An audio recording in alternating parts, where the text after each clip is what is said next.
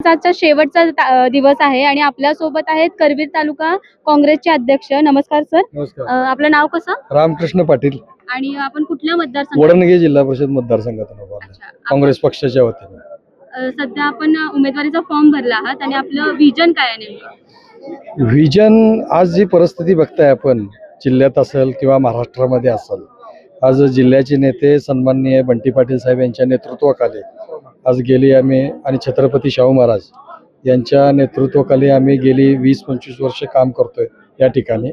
पण आज जर महाराष्ट्राची परिस्थिती बघितली, इतर पक्षांची परिस्थिती बघितली, आज व्हिजन कुणाकडेही नाही आहे. फक्त समाजाला विभागणी करणे, समाजामध्ये वाद लावणे, लोकांचं भविष्य काय आहे हेच लोकांना माहीत नाही. आणि हेच आम्ही बंटी पाटील साहेबांच्या माध्यमातून, बंटी पाटील साहेबांच्या मार्गदर्शनानुसार आम्ही हीच किंवा तरुणांना इथून पुढचा काळ व्यवस्थित जावा, त्यांना योग्य दिशा मिळावी, ह्याच्यासाठी आम्ही ह्या इलेक्शनमध्ये ताकदीनं बंटी साहेबांच्या नेतृत्वाखाली आम्ही उतरलेलो आहोत.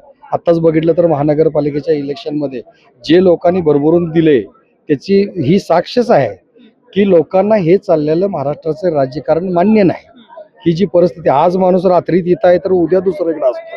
मग लोकांनी कुठल्या गोष्टीवर विश्वास ठेवायचा?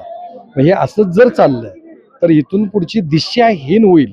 त्याच्यासाठी आम्ही आज सर्व माझे हे तरुण सर्व सहकारी यांच्या माध्यमातून आम्ही आज इलेक्शनला उतरत आहोत. आतापर्यंत तुम्ही समाजकारण आणि राजकारण दोन्ही करत आहात. हो. आणि अप्रत्यक्षपणे प्रचारही सुरू असेल तर आता उद्यापासून प्रॉपर प्रचाराला सुरुवात होईल. तर हो. प्रतिसाद कसा होता? प्रतिसाद प्रचार करायच्या आधीच आम्ही डिक्लेअर झालो. हे आमचे सचिन भैया हे वडणगेचे पंचायत समिती सदस्य आहेत. आज जर तुम्ही बघायला गेलात तर जसा महानगरपालिकेचा निकाल लागलाय, आज तुम्ही बघितलं तर सगळीकडे काँग्रेसच्या गोटामध्ये वातावरण उत्साहाचं आहे. हीच साक्ष आहे. आणि जर बाकीच्या पक्षात बघितलं तर आपल्याला त्यांचे अजून फिक्स नाही कोण कुठं उभारले ते. त्यामुळे काँग्रेसचा विजय हा निश्चित आहे. आणि तुमच्या मतदारसंघातल्या लोकांना तुम्ही काय सांगाल? नाही, काँग्रेसलाच मतदान करा, कारण जिल्ह्याला आणि देशाला दिशा जर द्यायची असली तर काँग्रेसशिवाय पर्याय नाही.